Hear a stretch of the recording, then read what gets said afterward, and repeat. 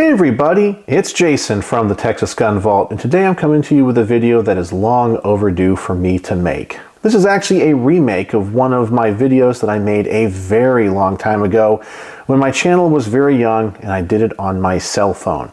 And I talked about the differences between the Colt Series 70, Series 80, and Series 90 1911s and what that nomenclature meant, especially in regards to what it originally meant and what it meant today, and maybe how it applies to other companies, because sometimes these terms get thrown around and not everybody knows what it means. But I also wanted to add some information in this video about pre-Series 70 1911s, so that's what I also have here on the table. So let's start from the very beginning and let's talk about the 1911.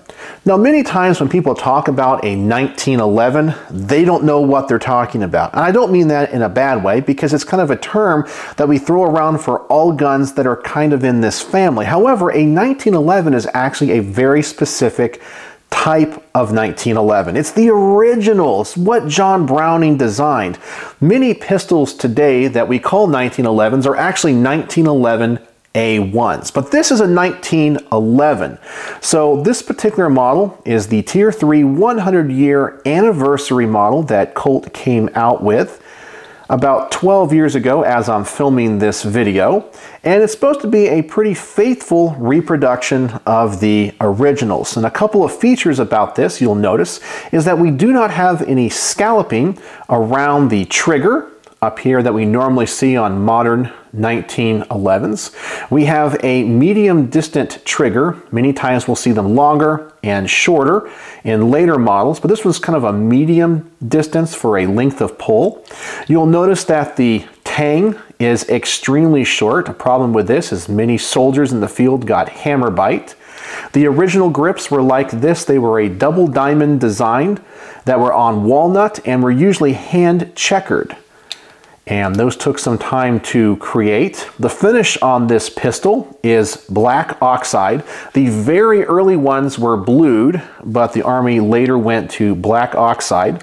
You'll notice that the ejection port is extremely high on this particular example, and our sights are very, very small. And the controls also are very small as well. We have a flat mainspring housing that does not have any checkering or serrations on it. And all of this was kind of the way that John Browning designed it and the way that the Army adopted it on March the 29th, 1911. And so when people talk about a 1911, that's what this is. But in 1927, the Army wanted a few changes, and they came out with the 1911 A1. Now, this is the pistol that when most people think of a 1911, it is this. You'll notice that we do have some scalloping around the trigger guard right up here. That makes it a little bit more comfortable. You'll also notice that this trigger is short. That was one of the features that the Army wanted. They changed the finish of this to a parkerized finish, which is a cheaper finish, but also in some ways is more durable. We still have the small controls and the small sights. However, the tang here is elongated, eliminating a lot of that hammer bite. The Army did request that the mainspring housing became arched like this, and they did add some serrations for grip as well. And I guess we can also talk about the grips, which were now made of plastic instead of wood, and of course that was cheaper for them to produce. And this is a 1911 A1. Now, a lot of people will refer to this also as a pre-Series 70 pistol, because pretty much any pistol made by Colt before 1971 in the original 1911 or the 1911 A1 style is a pre-Series 70. It's kind of like the original. It's the OG of this family of pistols. Now, in 1971, Colt came out with something called the Series 70. I'm going to assume they used that term because of the decade that they were manufacturing them in. Now, Series 70 pistols, especially when it comes to Colts, are considered to be better because they have better triggers, because they have fewer parts. Now, in the modern nomenclature, a Series 70 pistol is a pistol that does not have a modern firing pin safety. Now, a Series 70 originally, though, meant something different when this gun came out. Now, this is a modern reproduction of a Series 70, so this does not have the firing pin safety that I'll show you in the Series 80, but it also doesn't have the whole point of what the Series 70 originally was, which is something called a collet bushing in the front. So let me go ahead and show you what this bushing looks like. I'll go ahead and safety check this gun. You can see we have no ammunition in the chamber. So let's take off the slide and I will show you this.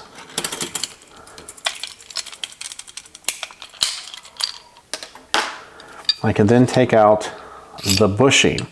Now this is pretty much a standard 1911 bushing, but the original Series 70s would have had these cutouts that went the long ways in this bushing, and this made the bushing actually hold onto the barrel a little bit tighter. So it was supposed to make the gun a little bit more accurate. Some people said they worked, some people said they didn't, but when Colt came out with the original Series 70s, that's what that meant. So if you have an old Series 70, it's supposed to have that collet or collet bushing on it. I personally have never fired one. I have only seen a few in person. Many times those bushings would break because they weren't as sturdy as the more modern ones or the ones that came before, but that's what Colt wanted to do with the Series 70. That was the big upgrade. So whenever you hear of someone talk about an old Series 70, that's what that meant. So let me set all of this aside here, and then we're going to move on to the Series 80 pistols, and I'll show you what happened here. Now this is a modern Colt 1911. This is actually the model 01880. This is the lightweight government, but it is a Series 80 pistol. It has many upgrades like a long lightened trigger. We have a beaver tail elongated safety here. As you can see, the controls are ambidextrous and they're a lot bigger. We also have a guide rod in this particular example, but I'm going to show you what the Series 80 was all about and what some people really complain about when it comes to this particular type of pistol, because these 4 extra parts that they added really make this trigger in this particular gun a little bit more difficult to work on and not as smooth as the Series 70s. So let me go ahead and take that out. And then I'm going to show you the frame and the slide. So you'll notice there's going to be a little bit of a difference here. Now we have an extra part that you can see here on the top. And when I pull the trigger back, and of course I'm holding the hammer back, you should notice that that part pops up just like that. So there it is. And what that little lever does is it pushes up on the plunger in the slide right here, and there we have a firing pin block, and it works just like a SIG or a Glock. For some reason, Colt wanted to add this about 1983, I think in response to Glock and SIGs and wanting to make these drop safe. But these 4 added extra parts really were a detriment to getting a very crisp trigger pull in a 1911. So the Series 70 pistols did not have that, and we're once again very close to the original John Browning design. Now, not all companies incorporated this, and a lot of people refer to this today as a Series 70 or Series 80 pistols. So when people talk about those differences, they're really talking more about the firing pin block than they are that collet bushing. So that's what the modern nomenclature of a Series 80 pistol is. Now, most pistols that Colt has made are Series 80 style. However, they do make runs of Series 70 style, like this particular one here, or reproductions, or very specific models. But most of the run-of-the-mill guns you'll find at your gun store will be Series 80, whether they are marked on the slide or not. And that means that they have the firing pin block in the slide and the lever on the frame. But then, for a while, we began to see something else pop up on Colt slides. Now I actually have one here where it is marked. It does say Night Defender Series 90. Now, they only put this roll mark on here for a very short period of time. And what Series 90 meant is not always clear, but I think I know what it meant because of the pistols that they put this on.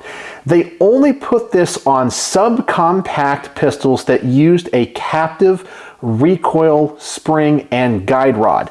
And most of the time when it comes to these subcompact 1911s, you have to completely redo the recoil spring mechanism. So if I pull the slide back on this particular pistol, you'll notice that it has two guide rods, and I can tell you that that recoil spring assembly is captive. So if I disassembled this particular pistol, the spring would not come off like the other ones would.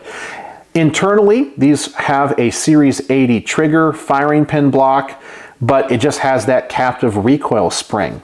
I have seen pictures of other models that are full size that also said Series 90, and it's my understanding that they had that dual recoil spring assembly in them, but I have not handled any of those models. All the pistols that I have seen that are marked as Series 90 were all subcompact 45s that had this particular recoil spring assembly in it, but also had the Series 80 firing pin block.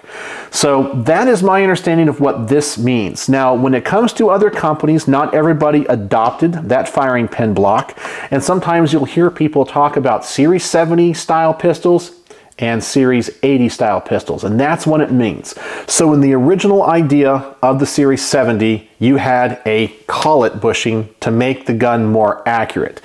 But in modern nomenclature, a Series 70 pistol does not have the firing pin block, and so you can get a better trigger pull, and that's generally what it means. As I said, some companies will adopt that, some will not when it comes to the naming.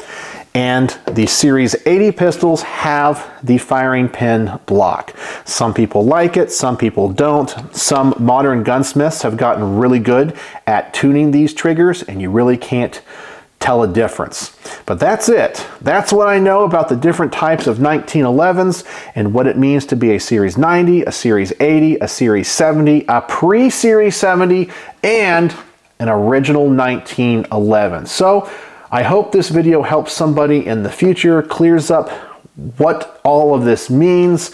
And if you have any questions, please feel free to leave those in the comment section below. Once again, I hope this helps somebody in the future, and I hope you all don't laugh at me for being the complete nerd that I am. I just love learning everything I can about guns, and I love Colts, and I love 1911s, and I love the history of 1911s. So let me know what you think in the comment section below, and as always, thanks for watching.